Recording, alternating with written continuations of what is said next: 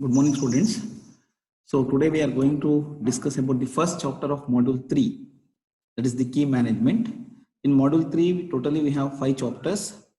Starts with the key management, authentication 1, authentication 2, IP security at the network layer. That security is called as IPsec security, and last finally security at the transport layer. Today we'll start with the first chapter, that is the key management. The content of this chapter is introduction, digital certificates, public key infrastructures, identity based encryption. So we'll start with the introduction concept. We know a key management is very important in the cryptography. Usually we are going to use two keys in general. One is the public key and one more is the private key. So public key is generally it is used for the encryption purpose and private key is used for decryption purpose. All these concepts we know. And public key is available to everyone, whereas private key is available to only the owner.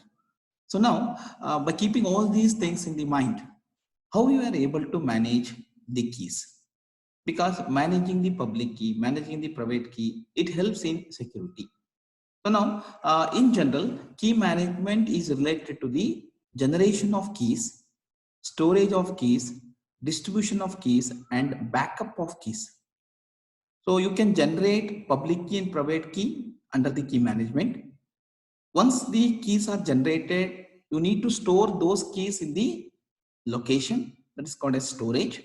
And whenever it is required for the communication purpose, you can distribute your keys. Generally, we are going to distribute the public key. So in sometimes to have a final communication, so we need to share our private key also. And if you lost your private key or public key, you can back up those keys. So hence, these 4 important operations comes under key management: generation, storage, distribution, and backup of keys. And the focus is on the management of public key and private key pairs. Key management particularly focuses on how to manage a pair of private key and public key, because public key and private key, it goes hand in hand. Okay, so when you have a public key, you are going to share with the another person, and once the communication starts, again communication starts only when you are going to share private key. Now the public key private key pairs are used for, so once you have a pair of public key and private key, so this is used for following purposes: one, for doing the encryption or for the decryption. So you know what is encryption? Converting your plain text to the cipher text, and decryption is the conversion from cipher text to the plain text. And when you are interested to generate the signature, not only generating signature, even you can go for verification. That's also possible. And even for authentication, you can go for using public key and private key phase. I'll repeat: for encryption or decryption, signature generation or verification, and for authentication, we are going to use a pair of public key and private key. So assume that you have a 2-person and A and B, they are interested to communicate. A wants to communicate with B. It is possible only when A knows B's public key. Or if B wants to communicate with A, it is possible only when B knows public key of A. So here immediately a question arises: how does A knows B's public key before communication? So when A is interested to have a communication with B, we know that he must know B's public key. The question is, how does A knows B's public key? So here there are 3 possibilities they have listed out. Possibility 1, A may frequently communicate with B in a secure manner. So because of that, A may be having B's public key. A may frequently communicate with B in a secure manner. So because of that, A is having B's public key. Second, every entity's public key is securely maintained in a centralized directory. Every entities who are having the public key for communication, everybody's public key are stored in centralized directory. From that, A may access. Third possibility is A receives a document signed by trusted source C containing B's public key. A receives a document signed by a trusted source C, third party. So third party is going to provide B's public key. So there are three possibilities of getting B's public key by A. One, A may have frequently communicated with B, from that he is going to get his B's public key. Second, he may get public key from the centralized directory. Third possibility is it may be given by third person. A trusted source C is going to give B's public key. So coming to the second concept under this, that is digital certificates, a very, very important concept with respect to the key management. So under that, we are going to discuss about certificate types. A digital certificate is a signed document used to blind a public key to the identity of a person. Okay.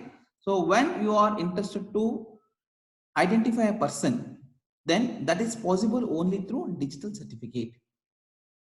It is possible only through digital certificate. So coming to the example, for example, we have a person name, person email ID, their address. So combination of all these things are used for identification of a person. For example, I want to identify you. What are the possibilities?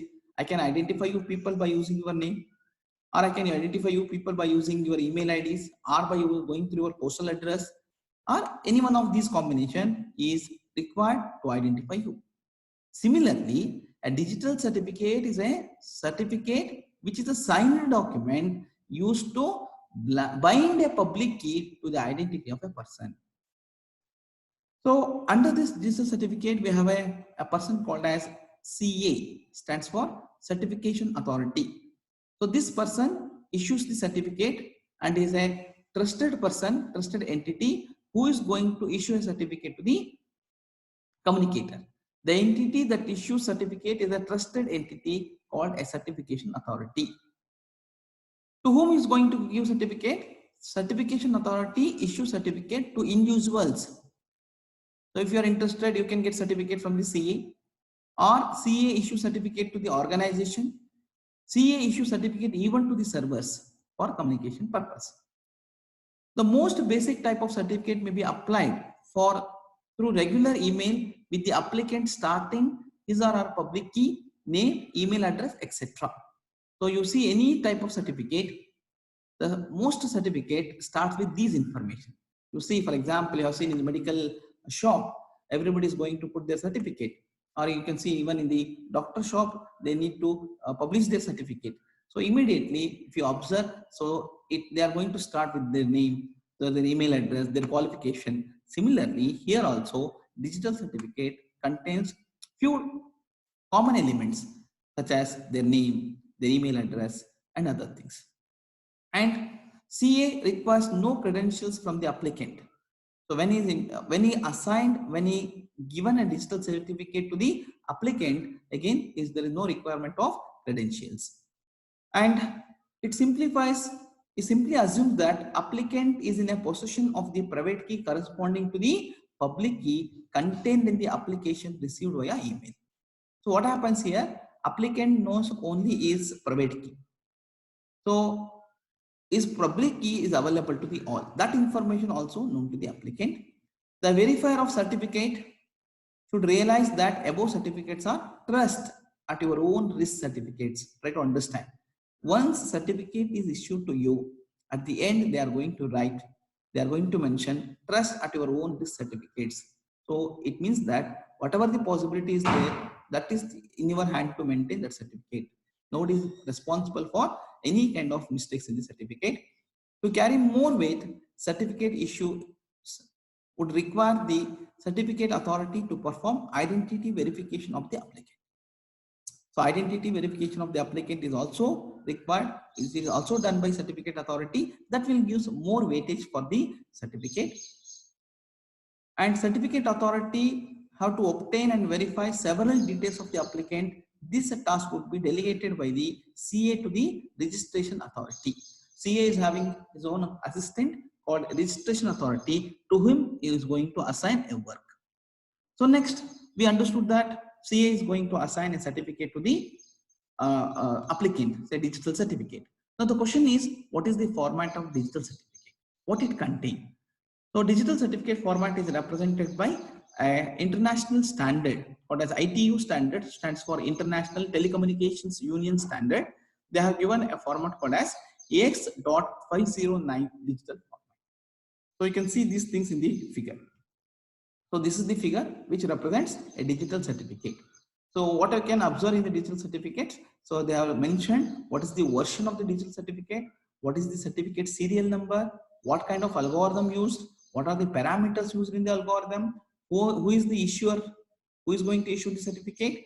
So not before, not after, that indicates the validity of the certificate, and for what purpose they issue the certificate, subject name, and in what way they are going to mention the keys. So for example, what algorithm used, what are the parameters used to maintain the keys, and issuer unique identifier, again subject unique identifier and extensions, and finally ends with the signature. So here they mentioned different versions, version 1, version 2, version 3. So we will discuss this concept in the next class. Okay. So with this, I will conclude this particular class and presentation.